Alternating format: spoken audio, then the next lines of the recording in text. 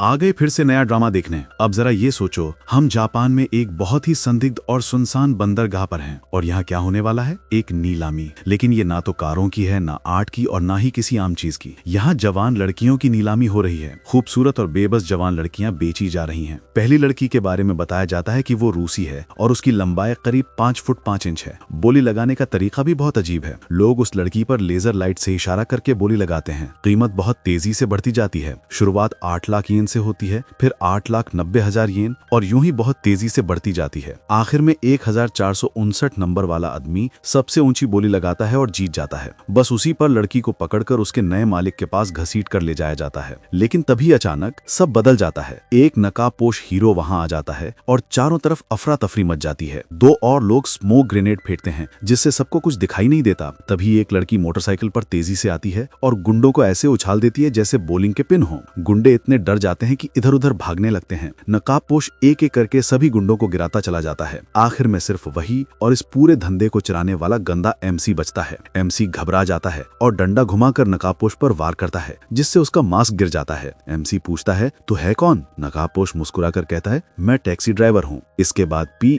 एक ही मुक्के में एमसी को बेहोश कर देता है। अब कहानी कुछ दिन पीछे जाती है। एक जवान लड़की एक कमरे में बंद है। वो दरवाजा पीट रही है, मदद के लिए चिल्ला रही है, लेकिन दरवाजा बाहर से बंद है और बाहर भारी भरकम लोग पहरा दे रहे हैं। वो बहुत परेशान है, लेकिन वो चालाक भी है। उसे खिड़की का एक उपाय सोचता है। वो कमरे का फर्नीचर इकट्ठा करके ऊपर चढ़ने के लिए ढेर बनाती है। वो ऊपर चढ़ती है और अपनी ऊंची एड़ी की सैंडल से खिड़की तोड़ने लगती है। जब तक गार्ड कमरे में घुसते हैं वो पहले ही खिड़की से बाहर कूद चुकी होती है और जान बचाकर भाग रही होती है। गुंडे उसके पीछे दौड़ते हैं। वो तब तक दौड़ती है जब तक पूरी तरह थक नहीं जाती। उसे लगता है कि अब वो सुरक्षित है। तभी वो एक चट्टान के किनारे पहुंच जाती है जहां नीचे समुद्र है। वो पीछे मुड़कर देखती है तो गुंडे आ रहे होते हैं। वो जानती है कि वो उन्हें खुद को पकड़ने नहीं दे सकती। वो आखिरी खतरा उठाने का फैसला करती है। आंखें बंद करके वो चट्टान से कूद जाती है। कुछ समय बाद उसकी आंख खुलती है। वो समुद्र किनारे जिंदा पड़ी होती है। उसके पास एक कांच की बोतल होती है जिसके अंदर एक विजिटिंग कार्ड होता है। वो कार्ड रेनबो टैक्सी सर्विस का होता है जिस पर लिखा होता है, मरो मत, बदला लो, हम तुम्हारा बदला लेंगे। मजबूर होकर वो एक पीले फोन बूथ से उस नंबर पर कॉल करती है। रोते हुए फोन पर कहती है, मेरा नाम मिस यू है, कृपया मुझे बचा लो।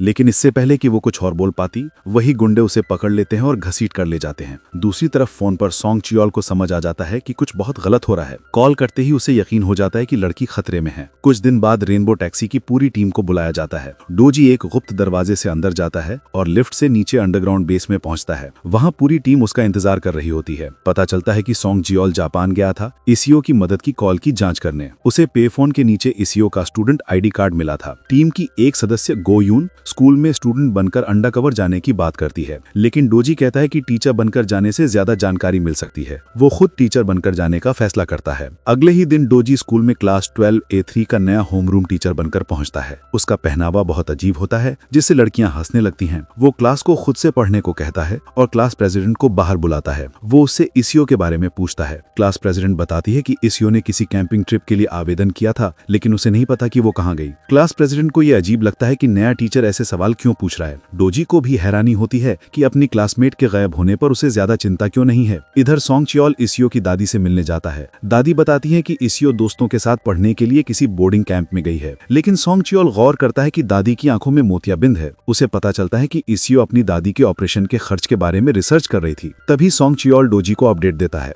दोनों समझ जाते हैं कि इसियो ने परिवार और स्कूल दोनों से झूठ बोला था कि वो विदेश गई है, वो भी करीब 10 दिन पहले।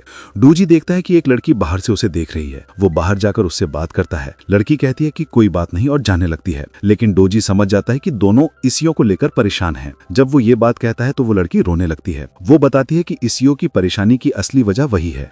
उसी ने इसियो को एक मोबाइल ऐप दिखाया था और गेम खेलने को कहा था। गेम के नियम आसान थे, सिर्फ ऑड या इवन चुनना होता था। शुरुआत में इसियो लगातार जीतती रही। अगले दिन वो लड़की इसियो को 50,000 वॉन देती है और कहती है कि ये उसकी जीत की रकम है। इसियो पहले हैरान होती है लेकिन बहुत खुश भी हो जाती है। उसे लगता है कि अब वो आसानी से दादी का इलाज करा सकेगी। इसके बाद से वो दिन रात फोन पर गेम खेलने लगती है। हर जीत उसे राहत देती है, लेकिन जब वो हारने लगती है तो वो बुरी तरह घबरा जाती है। धीरे धीरे वो सब कुछ हार जाती है। तभी उसे पॉइंट एडवांस का एक एडवर्टीजमेंट दिखता है। वो लड़की कहती है कि उसने भी पहले एडवांस लिया था। इसियो बिना शर्तें पढ़े तुरंत सहमत हो जाती है। कुछ ही समय बाद 2 गुंडे उसके पास आते हैं और लेट फीस मांगते हैं। वो धमकी देते हैं कि अगर वो जुए के कर्ज में फंसी रही तो उसे स्कॉलरशिप भी नहीं मिलेगी। इसियो पैसे नहीं दे पाती तो वो उसे एक रेफरल कोड देते हैं। कहते हैं अगर वो 1 हफ्ते में 5 दोस्तों को इस ऐप से जोड़ देगी तो उसका कर्ज माफ कर देंगे। तभी इसियो समझती है कि जिस लड़की ने उसे गेम सुझाया था वो भी कर्ज में फंसी हुई है। अगले दिन इसियो गेम खेलते हुए दिखावा करती है, लेकिन उसका दिल उसे रोक देता है। वो किसी और को इस मुसीबत में नहीं डाल पाती। उधर डूजी की टीम पता लगाती है कि ऐसे कई साधारण दिखने वाले गेम बच्चों से पैसा ठगने के लिए बनाए गए हैं। ये पॉइंट एडवांस असल में कर्ज का जाल है। 3 लाख रुपए का कर्ज छोटे छोटे हिस्सों में 1 लाख रुपए से कम दिखाया जाता है, क्योंकि कानून की एक खामी के कारण 1 लाख से कम की नकद रकम पर ब्याज की सीमा लागू नहीं होती। इसी खामी का फायदा उठाकर ये लोग सालाना 5000% तक ब्याज वसूलते हैं। 3 लाख का कर्ज 2 हफ्ते में 10 लाख हो जाता है। नाबालिगों से कर्ज का कॉन्ट्रैक्ट गैरकानूनी होता है, लेकिन बच्चों को कानून की जानकारी नहीं होती। गुंडे इसियो के स्कूल तक आ जाते हैं और पैसे मांगते हैं। उसी रात वो उसकी दादी के घर पहुंचते हैं और सारी रकम छीनने की धमकी देते हैं। वो लड़की इसियो को बचाने आती है और पुलिस बुलाने की बात करती है। गुंडे उल्टा धमकी देते हैं कि वो पुलिस को बताएंगे कि इसियो जुआ खेल रही है। डर के मारे दोनों लड़कियां उनके सामने घुटनों पर गिर जाती हैं। तब गुंडे एक आसान हल बताते हैं, बस 1 महीने के लिए जापान चली जाओ, सारा कर्ज माफ हो जाएगा।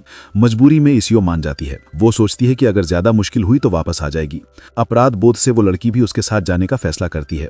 जाने वाले दिन उस लड़की के पिता को सब पता चल जाता है और वो उसका मोबाइल छीन लेते हैं। इधर इसियो तय जगह पर उसका इंतजार करती रहती है, फोन करती है, लेकिन कोई जवाब नहीं मिलता। आखिर वो अकेले ही टूटे दिल से निकल पड़ती है। दूसरी तरफ वो लड़की इसियो को लेकर बहुत परेशान रहती है, लेकिन किसी को कुछ बता नहीं पाती।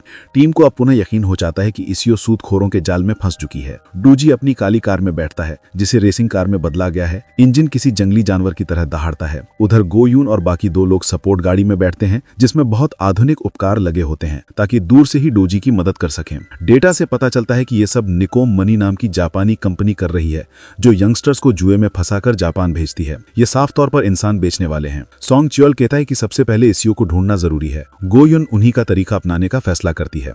वो लड़की से गेम और जुए के बारे में पूरी जानकारी लेती है और फिर खुद गेम खेलना शुरू करती है। वो जानबूझकर बार बार हारती है ताकि जल्दी रिकॉर्ड बने। जैसा सोचा था, कुछ ही समय में 2 गुंडे उसके पास पहुंच जाते हैं और चूंकि वो भेस बदले हुए होती है, वो एक ऐसी लड़की का रोल निभाती है जो अकेली रहती है, जिसका कोई परिवार नहीं, कोई दोस्त नहीं और कोई सहारा नहीं। उसकी खूबसूरती और मासूमियत देखकर वो तुरंत धमकी देना छोड़ देते हैं और मीठी बातों में आ जाते हैं। वो उसे सलाह देते हैं कि वो 1-2 महीने के लिए जापान जाकर काम करे ताकि अपना कर्ज चुका सके। ये वही जाल था जो उन्होंने पहले इसियो के लिए बिछाया था। योजना सफल हो जाती है और गोयुन को जहाज पर बैठाया जाता है और फिर एक ट्रांसपोर्ट ट्रक में भेज दिया जाता है, ठीक वैसे ही जैसे इसियो के साथ किया गया था। उसी समय डूजी और उसकी टीम भी जापान पहुंच जाती है। सॉन्ग चियोल डूजी और 2 बुजुर्ग साथियों के लिए 2 खास टैक्सियों का इंतजाम करता है, लेकिन जापान में बाईं तरफ गाड़ी चलती है, इसलिए दोनों ऐसे चलाते हैं जैसे अभी आपस में टकरा जाएंगे। एस्कॉर्ट कार गोयुन को एक भीड़-भाड़ वाले एंटरटेनमेंट इलाके में ले जाती है। वो चुपचाप अपने हार में छिपा कैमरा चालू कर देती है ताकि पूरी टीम लाइव देख सके, लेकिन जैसे ही वो कमरे में जाती है, सिग्नल तुरंत गायब हो जाता है। पता चलता है कि वहां सिग्नल जैमर लगाया गया है। डूजी को जैसे ही सिग्नल गिरने की आवाज मिलती है, वो तुरंत बिल्डिंग के अंदर घुस जाता है। जापानी लोग उसे ग्राहक समझते हैं और रोकने की कोशिश करते हैं, लेकिन पल भर में वो बिना मेहनत किए सबको गिरा देता है। वो कमरे तक पहुंचता है और देखता है कि गोयुन एक जापानी आदमी से लड़ रही है। दरअसल वे उसके सामान को जब्त करने की कोशिश कर रहे थे और गोयुन ने गलती से सबको गिरा दिया था।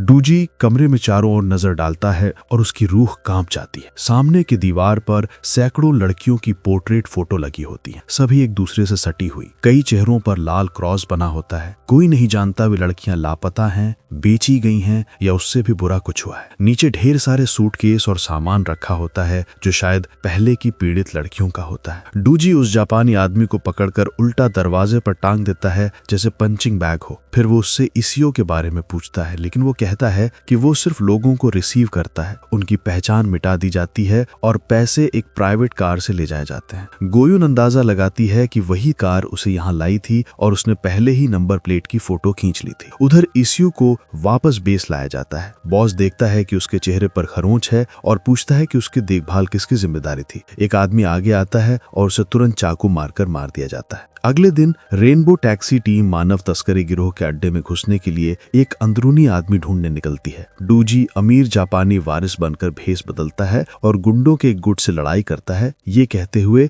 कि उन्होंने उसके जूते गंदे कर दिए और उसे 50,000 येन मुआवजा चाहिए। उसे तुरंत गैंग लीडर के पास ले जाया जाता है। लीडर उसे एक आदमी से लड़ने की चुनौती देता है और कहता है कि अगर वो 5 मिनट टिक गया तो उसे नए जूते खरीद कर देगा। एक बहुत बड़ा सूमो पहलवान सामने आता है। सब गुंडे हंसते हैं और सोचते हैं कि जीत तो उनकी पक्की है। डूजी शांति से अपनी जैकेट उतारता है, आस्तीनें चढ़ाता है और रिंग में कूद जाता है। वो कुछ मुक्के मारता है लेकिन वे इतने मोटे शरीर पर कुछ असर नहीं करते। सूमो पहलवान उसे चावल की बोरी की तरह इधर उधर पटकता है और कुचलने की कोशिश करता है, लेकिन डूजी डगमगाता नहीं। वो कोहनी से सिर पर वार करता है, सूमो का सिर फट जाता है और वो गुस्से में आ जाता है। फिर डूजी उसकी टांगे जकड़ लेता है और हाथ मोड़ देता है, जिससे वो दर्द में टैप आउट करके हार मान लेता है। सूमो छूटकर गंदी चाल चलने की कोशिश करता है तो डूजी उससे बेहोश कर देता है। जाने से पहले डूजी सूमो की पीठ पर अपना फोन नंबर लिख देता है और कहता है, नए जूते खरीदने हो तो इस नंबर पर कॉल करना। थोड़ी देर बाद बॉस को खबर मिलती है कि आज की भर्ती मीटिंग रद्द कर दी गई है क्योंकि किसी ने हंगामा कर दिया। वो डूजी की फाइट का वीडियो देखता है और मुस्कुराता है, कहता है, नए जूते, एक मीटिंग तय करो। डूजी को याद आता है कि जिम में सिक्योरिटी और डिलीवरी की नौकरी का पोस्टर लगा था। पता चलता है कि वे हर महीने रेसलिंग मैच रखकर लोग भर्ती करते हैं। उसी समय उसे एहसास होता है कि उसका पीछा किया जा रहा है। वो अपने दोनों दोस्तों से कहता है कि चौराहे पर सीधे चलते रहना। वो खुद दाईं ओर मुड़कर रुक जाता है। दूसरी कार भी रुक जाती है। तभी वही सूमो बाहर निकलकर हंगामा करने लगता है। तभी पुलिस ऑफिसर सुजुकी आता है और उसे थाने चलने को कहता है। सुजुकी पूछता है कि एक कोरियाई आदमी जापानी टैक्सी क्यों चला रहा है। डूजी मजाकिया जवाब देता है, जिसे सुजुकी गुस्सा हो जाता है। तभी टैक्सी कंपनी का मालिक फोन करके उसे छुड़ा लेता है, जो सोंग चियोल की वजह से हुआ था। पता चलता है कि इन दोनों पुलिस वालों ने डूजी को इसलिए पकड़ा क्योंकि उन्होंने उनका महीनों पुराना प्लान खराब कर दिया था। सुजुकी उसे तुरंत देश से बाहर भेजना चाहता है, जबकि माइकल मानता है कि वही उनकी आखिरी उम्मीद है। फिर वे उसे छोड़ देते हैं और अकेले में बात करते हैं। माइकल खुद को इंटरपोल एजेंट बताता है। पहले सुजुकी अनुवाद करता है, लेकिन फिर पता चलता है कि डूजी जापानी के साथ साथ अंग्रेजी भी जानता है। माइकल बताता है कि वो उस मानव तस्करी गिरोह की जांच कर रहा है जो जुए के खेल के जरिए हांगकांग, ताइवान और दूसरे देशों की लड़कियों को जापान लाता है, ठीक इसियों की तरह। निकोल लोन कंपनी का मालिक ही असली बॉस मात्सुदा है। जो सूमो को डूजी ने हराया था वो अंडरकवर पुलिस वाला था जिसे बॉडीगार्ड बनाया जाना था। अब माइकल चाहता है कि डूजी उसकी जगह जासूस बने। डूजी तुरंत जवाब नहीं देता और वहां से चला जाता है। उसकी कहानी सुनकर सोंग चियोल को लगता है कि आपसी फायदे के लिए साथ काम करना बुरा नहीं। उसी समय वे गंदे से पागल से बूढ़े आदमी से टकराते हैं। वो होशिनो है, जो हनशिमा गैंग के तीसरी पीढ़ी के बॉस का आदमी है और उसी जमीन का असली मालिक है जहां वे सामान बेचते हैं। वो हर ग्राहक से 500 येन मांगता है और अपने पुराने याकुजा दिनों की शान में बकवास करता रहता है। डूजी उसे पैसे देकर निपटा देता है। तभी मानव तस्करी गिरोह से फोन आता है और डूजी को नए जूते लेने बुलाया जाता है। उसी दिन डूजी अकेले मीटिंग में जाता है। उसे जूते देने के बाद पर्दे के पीछे बैठा बॉस उससे माफी मांगने को कहता है और माफी के तौर पर एक उंगली छोड़ने को कहता है। वो उसके आदमियों को चाकू लाने को कहता है। तभी कई याकुजा गुट उसे डराने के लिए घुस आते हैं। डूजी बिना डरे एक एक करके सबको मारता पीटता है और पर्दा गिरा देता है। मात्सुदा का चेहरा सामने आ जाता है। डूजी पूछता है कि क्या वो अपने किसी आदमी की उंगली देकर माफी मांग सकता है। तब एक आदमी दौड़ कर आता है और बताता है कि पुलिस आ गई है। माइकल और सुजुकी पुलिस के साथ अंदर आते हैं, लेकिन मात्सुदा और डूजी दोनों भाग चुके होते हैं। दरअसल डूजी ने खुद को कोरिया का वांटेड खूनी बताया था। मात्सुदा उसे बचा लेता है, लेकिन डूजी फिर भी उसे कमजोर और सिर्फ बातें करने वाला कहकर उकसाता है। मात्सुदा गुस्से में गाड़ी रुकवाता है। दोनों उतरकर भिड़ जाते हैं। दोनों जमकर लड़ते हैं और थक कर जमीन पर गिर जाते हैं। तभी तेज बारिश शुरू हो जाती है। डूजी कहता है, अच्छा हुआ प्यास भी लग रही थी, जिससे मात्सुदा हंस पड़ता है। मात्सुदा डूजी से प्रभावित हो जाता है और उसे अपने गिरोह में शामिल होने का प्रस्ताव देता है, लेकिन डूजी तुरंत हाँ नहीं करता। गोयुन मात्सुदा की कंपनी के सारे सर्वर खंगाल लेती है, लेकिन इसियो का कोई पता नहीं चलता। डूजी को याद आता है कि मात्सुदा गले में चाबी पहनता है, शायद उसी में उसके सबसे गुप्त कागजात हों। तभी वही बूढ़ा याकुजा फिर पैसे मांगने आता है। चोया उसे 500 येन दे देता है, फिर भी धंधा फायदे में नहीं चलता। सोंग जियोल बताता है कि ये बूढ़ा रिटायर्ड याकुजा गंदा तरीका अपनाकर पैसे कमा रहा है। तभी कुछ गुंडे रास्ता रोककर कहते हैं, ये हमारा इलाका है। डूजी पहचान पहचान लेता है कि ये वही जिम वाले हैं और उसके दिमाग में एक आइडिया आ जाता है। माइकल डूजी से मिलता और बताता है कि मात्सुदा कुछ बड़ा प्लान कर रहा है। विदेशों की सारी शाखाओं से अचानक पैसा इधर उधर हो रहा है। डूजी कहता है कि उसे सुजुकी की मदद चाहिए। इधर मानव तस्करी अपनी मीटिंग कर रहे होते हैं। रिपोर्ट सुनने के बाद मात्सुदा अचानक चाकू निकालकर एक लंबे बाल वाले आदमी के सामने रख देता है और उसे खुद को मारने का हुक्म देता है। उसने पैसे चुराने के लिए झूठी रिपोर्ट बनाई थी। वो गिड़गिड़ाता है लेकिन उसे घसीट कर ले जाया जाता है। याकुजा में गद्दारी की सजा मौत होती है। उसी समय मात्सुदा के अड्डे के बाहर डूजी जानबूझकर एक आदमी से लड़ाई करता है और उसे बुरी तरह पीट देता है। यही वो इशारा था जिसका वो इंतजार कर रहा था। माइकल सड़क के उस पार वाली इमारत से चुपचाप सब कुछ देख रहा है। जो आदमी खास बना हुआ है वो असल में सुजुकी है और माइकल को लगता है कि डूजी अपनी नई ताकत का इस्तेमाल किसी पुराने दुश्मन को सजा देने के लिए कर रहा है। ये ताना तुरंत काम करता है। मात्सुदा डूजी की कार का रास्ता रोक लेता है और उसे रामन खाने के लिए बुलाता है। ये जानते हुए कि बॉस गद्दारों से नफरत करता है, डूजी एक कहानी बना देता है कि उसके सबसे अच्छे दोस्त ने उसे धोखा दिया और उसकी पूरी संगठन खत्म हो गई। उसके पैरों में जो रंग बिरंगे जूते हैं वो उसके बॉस की आखिरी निशानी है। इससे वो प्रभावित हो जाता है और उसे अपने गिरोह में शामिल होने का प्रस्ताव देता है। सैलरी टैक्सी चलाने से मिलने वाली कमाई से 10 गुना होती है, लेकिन डूजी साफ मना कर देता है और कहता है कि वो सिर्फ एक ही बॉस की सेवा करना चाहता है। आखिर में वो पार्ट टाइम काम करने को मान जाता है, इस शर्त पर कि उसे अपने मुक्कों का इस्तेमाल करने दिया जाए। मात्सुदा उसे परखने के लिए बिना कागजात वाली एक छोटी लड़की को गुलाम की तरह सौंप देता है। डूजी तुरंत इनकार कर देता है। जो कोई भी ऐसा तोहफा स्वीकार करता है वो भरोसे के लायक नहीं होता। मात्सुदा उसे मजबूर नहीं करता। डूजी का पहला मिशन एक नीलामी के बाहर पहरा देना होता है, लेकिन जब वो अंदर देखता है तो चौंक जाता है। ये किसी सामान की नहीं बल्कि लड़कियों की नीलामी होती है। पहली लड़की रूस की होती है। स्टेज मैनेजर उसकी लंबाई और नापतौल बताता है। नीचे बैठे ग्राहक लड़कियों पर लेजर बालकर बोली लगाते हैं। लड़कियों को चीजों की तरह कांपते हुए बिकते देख डूजी का गुस्सा काबू से बाहर हो जाता है और वो तुरंत अपने साथियों से मदद मांगता है।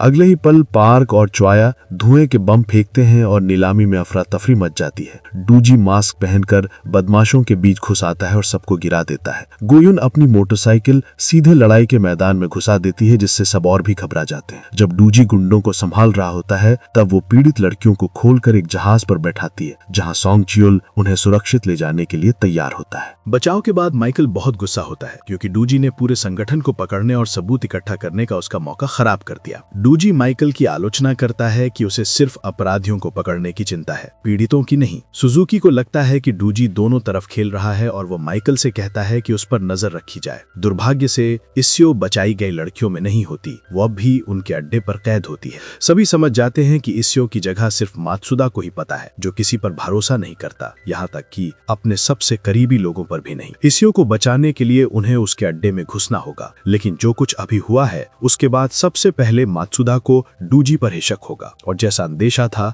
मात्सुदा के यहाँ पार्ट टाइम काम करने वाले सब लोगों को खत्म कर दिया जाता है ताकि कोई जिंदा ना बचे, यहाँ तक कि एक छोटा सा चूहा भी नहीं। जब डूजी की बारी आती है, वो ना तो रहम की भीख मांगता है और न डरता है, बल्कि मात्सुदा का सामना करता है। वो कहता है, तुम किसी पर भरोसा नहीं करते क्योंकि भरोसा करने से पहले ही उसे मार देते हो। तुम किसी से भी ज्यादा धोखा खाने से डरते हो। माहौल में तनाव भर जाता है कि तभी मात्सुदा का फोन बजता है।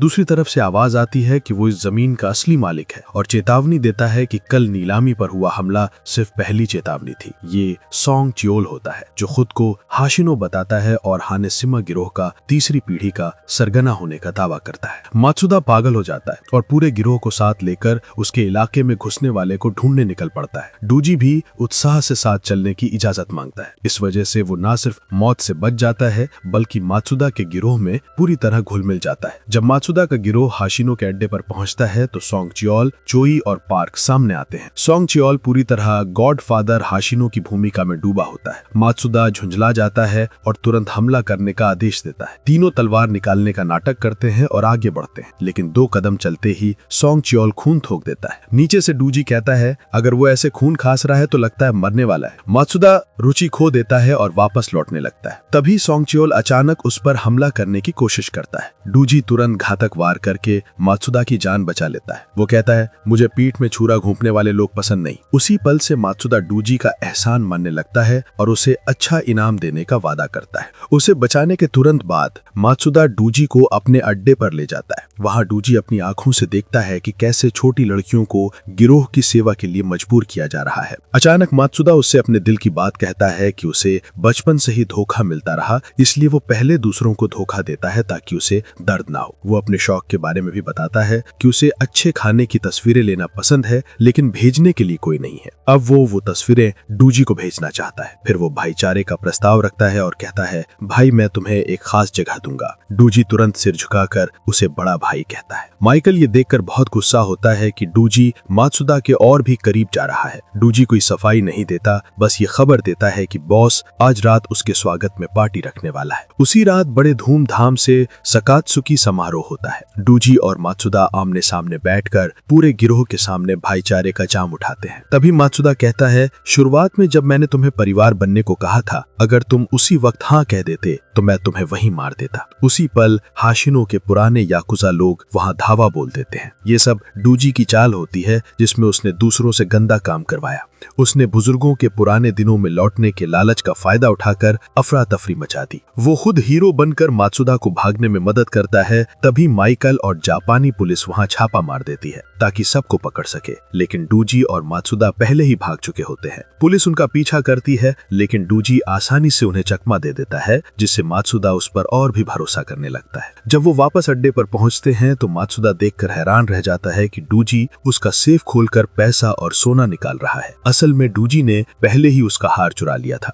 मात्सुदा समझ जाता है कि डूजी ही वो गद्दार है जो उसके अपराधों के सबूत इकट्ठा कर रहा था। वो घबरा कर पूछता है कि जब वो उसे पूरी दुनिया देने वाला था तब उसने धोखा क्यों दिया। डूजी शांति से कहता है, क्योंकि मेरी छुट्टियां खत्म होने वाली हैं और मुझे स्कूल वापस जाना है। मात्सुदा गुस्से में हमला करता है, लेकिन इस बार डूजी तैयार होता है और उसे हरा देता है। वो कहता है, सच कहूं तो तुम बहुत बोरिंग फाइटर हो। अचानक मात्सुदा बंदूक निकालकर उस पर तान देता है और कहता है, अगर धोखा होना ही है तो मैं पहले करूंगा। लेकिन ट्रिगर दबाने से पहले ही माइकल उसे गोली मार देता है। इसके तुरंत बाद इसियो सुरक्षित मिल जाती है। वापसी के दिन इसियो और ये भावुक होकर एक दूसरे से गले लगकर रोते हैं। इसके बाद डूजी उन दो दलालों को पकड़कर पीटता है जो लड़कियों को फंसाने का काम करते थे। फिर ऑपरेशन के खर्चों का हिसाब लगाया जाता है। यह अब तक का सबसे महंगा केस होता है। हवाई टिकट, होटल, कार किराया, जापान में पार्किंग फीस, चोई के गलत दिशा में गाड़ी चलाने का जुर्माना और यहाँ तक कि पुराने याकुजा से ठगे गए पैसे भी शामिल थे। कुल रकम बहुत बड़ी थी, लेकिन सोंग चियोल पहले ही मात्सुदा के अड्डे से पैसों से भरा एक ट्रंक उठा लाया था, इसलिए सारे खर्चे पूरे हो जाते हैं। उधर सुजुकी खाली ट्रंक देखकर अब भी हैरान रहता है और समझ नहीं पाता कि हुआ क्या। अब चलिए रेनबो टैक्सी कंपनी के अड्डे की एक आम सुबह देखते हैं। पार्क और चोई मेहनत से खिड़कियां साफ कर रहे होते हैं। तभी खूबसूरत गोयुन पुराने वैन के बारे में पूछती है। गाड़ी काफी समय से ठीक हो चुकी होती है, लेकिन चोई उसे बेचने में हिचकिचाता है। गोयुन याद दिलाती है कि इस हफ्ते उसे बेच दो वरना फिर से बीमा भरना पड़ेगा। फिर वो डूजी की टैक्सी में बैठ जाती है। आज गोयुन का टैक्सी ड्राइविंग का लाइसेंस का टेस्ट होता है। वो गाड़ी में बैठी बैठी ट्रैफिक के नियम पढ़ रही होती है। उम्मीद के मुताबिक गोयुन टेस्ट पास कर लेती है और ये भी बताती है कि उसके लगभग पूरे नंबर आए हैं। डूजी उसका बधाई देने के लिए इंतजार कर रहा होता है और उसे एक बहुत प्यारा टैक्सी मॉडल तोहफे में देता है, जिसे देखकर गोयुन मुस्कुरा उठती है। वो खुशी खुशी डूजी को अपना पहला ग्राहक बनने के लिए बुलाती है और वादा करती है कि जब तक पेट्रोल खत्म नहीं होगा वो उसे घुमाती रहेगी। उस शाम थके हारे से दिखने वाले टैक्सी ड्राइवर मिस्टर ओ सोंग चियोल से मिलने आते हैं। मिस्टर ओ पहले रेनबो टैक्सी के ड्राइवर थे, लेकिन कर्ज चुकाने और अपनी बेटी की मदद करने के लिए अलग काम करने चले गए थे, जो सिविल सर्विस की परीक्षा देने वाली थी। दरअसल मिस्टर ओ को अचानक 30 लाख नकद की जरूरत पड़ गई थी। सोंग चियोल तुरंत हामी भर देता है और अगले दिन पैसे देने का वादा करता है। मिस्टर ओ बहुत धन्यवाद देकर जल्दी से चले जाते हैं। अगले दिन चोई और पार्क वैन के लिए एक खरीदार ढूंढ लाते हैं। वो बहुत नखरे वाला ग्राहक होता है और गाड़ी के हर छोटे बड़े हिस्से को ध्यान से जांचता है।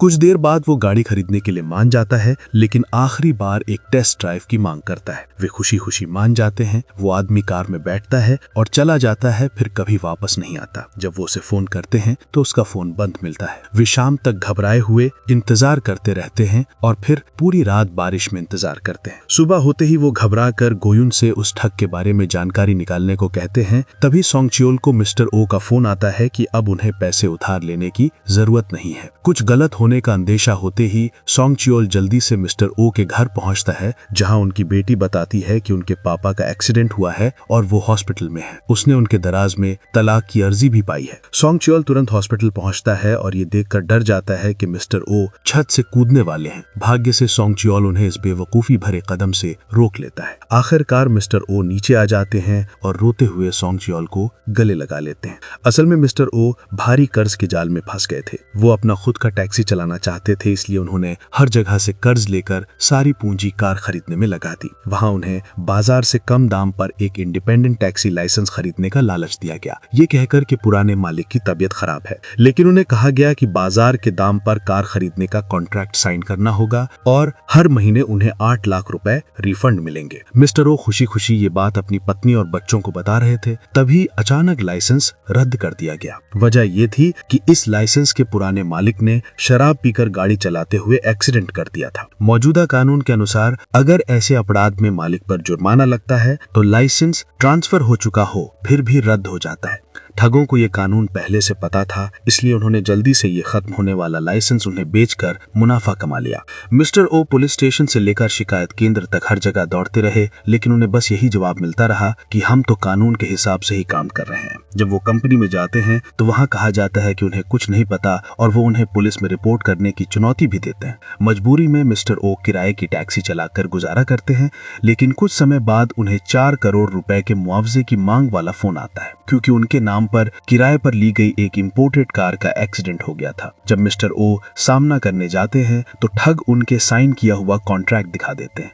तब पता चलता है कि जो 8 लाख रुपए वो हर महीने रिफंड समझ रहे थे, वो असल में उनके नाम का इस्तेमाल करके लग्जरी इंपोर्टेड कार रजिस्टर कराने की फीस थी। ये शर्त उस कॉन्ट्रैक्ट के पन्नों में बाद में जोड़ी गई थी और क्योंकि उन्होंने हर पेज पर मोहर नहीं लगाई थी तो वो इसे साबित नहीं कर पाते। गुस्से में उन्हें ठग कहने पर एक भालू जैसे मजबूत आदमी उन्हें बेरहमी से पीट देता है। फिर डायरेक्टर चा बायांग उनके हाथ पर पैर रखकर उन्हें पुलिस में रिपोर्ट करने की चुनौती देता है और कहता है कि कुछ नहीं होगा क्योंकि सब कुछ कानूनी है। इस तरह मिस्टर ओ का लाइसेंस भी चला जाता है और उन पर अचानक भारी कर्ज भी जड़ जाता है। मिस्टर ओ पूरी तरह टूट जाते हैं। पूरी कहानी सुनकर रेनबो टैक्सी टीम बहुत गुस्सा हो जाती है। बदला लेने का मिशन अब आधिकारिक तौर पर शुरू हो जाता है। जांच में पता चलता है कि वो कंपनी असल में एक बड़े पैमाने का ठगी गिरोह है। उसका डायरेक्टर बायांग जीन पहले एक वकील था, लेकिन एक घातक कार एक्सीडेंट करके भाग जाने के कारण उसका लाइसेंस रद्द हो गया था। जेल से बाहर आने के बाद उसने अपने कानूनी ज्ञान का इस्तेमाल करके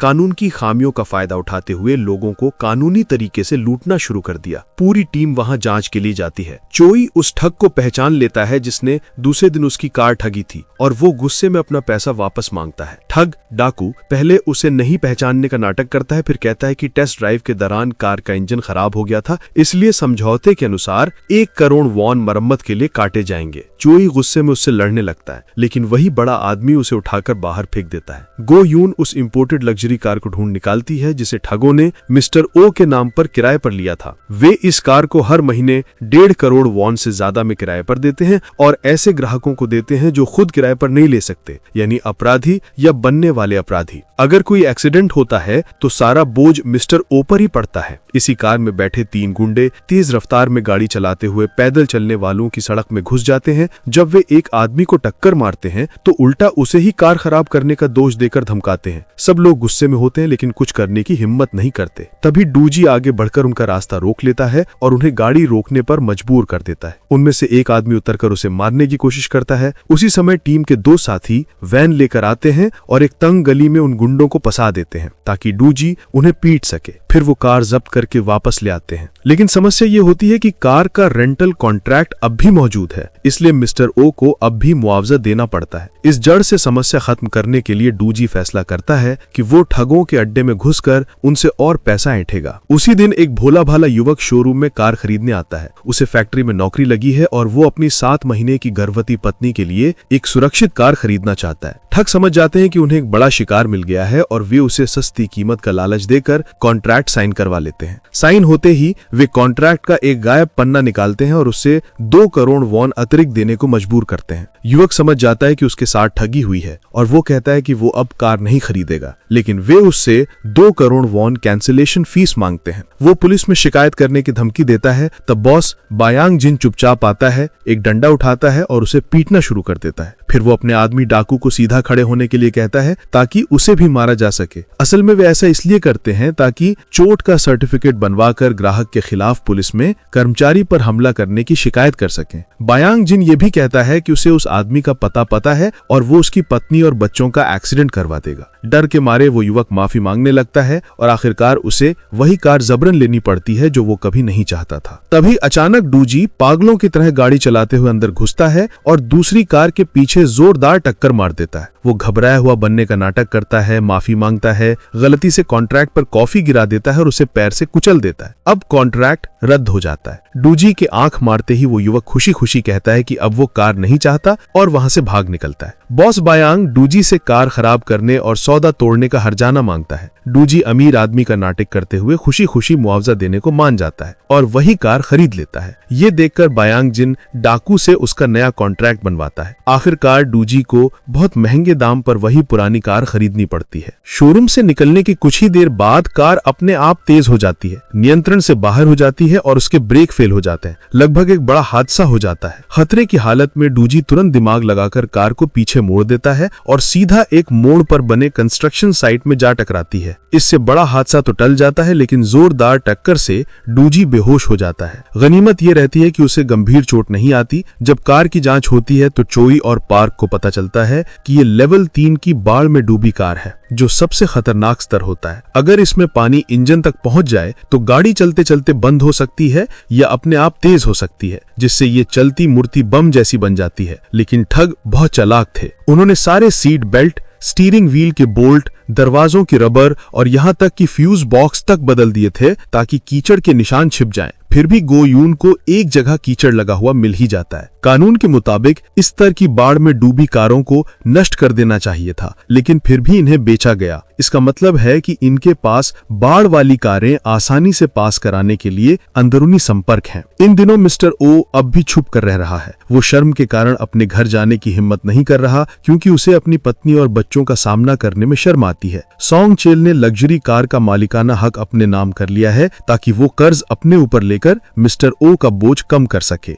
डूजी चुपके से उनका पीछा करता है और सुनता है कि ठग लोग मिस्टर ओ को 10 करोड़ में टैक्सी का लाइसेंस बेच रहे हैं, जबकि उन्होंने उसे सिर्फ 10 लाख में खरीदा था। ये जानकर डूजी तय करता है कि वो उनसे 100 गुना कीमत वसूलेगा। उसी दिन टीवी पर खबर आती है कि एक इलाके में भारी बारिश से जबरदस्त बाढ़ आ गई है। बॉस ब्योंग जिन तुरंत मौके को भांप लेता है और अपने आदमियों को सामान ढोने के लिए ट्रक तैयार करने को कहता है। जब वो कबाड़ खाने पहुंचते हैं तो वहां हाल ही में बाढ़ में डूबी 7 महंगी गाड़ियां खरीद लेते हैं। इन गाड़ियों का कोई इंश्योरेंस नहीं होता, इसलिए बाढ़ का कोई रिकॉर्ड भी नहीं होता। दुकान पर खरीदने वाले ग्राहकों को पता ही नहीं चलता कि वो क्या खरीद रहे हैं। इसी तरह वो बाढ़ में डूबी गाड़ियां हासिल करते हैं। रात के बीच में डूजी सबूत ढूंढने के लिए चुपके से कबाड़ खाने के ऑफिस में घुस जाता है। उसे पता चलता है कि वे कार मालिक के दस्तावेजों का इस्तेमाल करके पुरानी कार को खत्म दिखाकर नाम बदल रहे हैं। कबाड़ खाने का मालिक उसे देख लेता है और उस पर हमला करता है, लेकिन डूजी उसे बेहोश कर देता है। बाढ़ में डूबी गाड़ियों को